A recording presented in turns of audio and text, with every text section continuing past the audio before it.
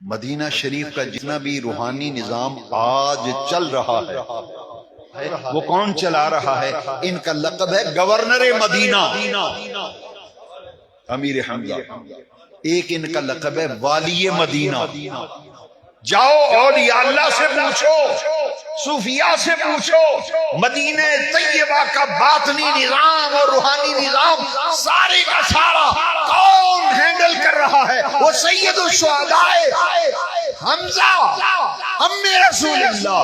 یہ گورنر مدینہ بھی ہیں، یہ والی مدینہ بھی ہیں۔ اور اہل اللہ کہتے ہیں جب بھی مدینہ شریف جاؤ امیر حمزہ کی حاضری ضرور دیا کرو، اور امیر حمزہ کے مزار شریف پہ جا کے کہا کرو میری یہ درخواست نبی پاک سے منظور کرا دی۔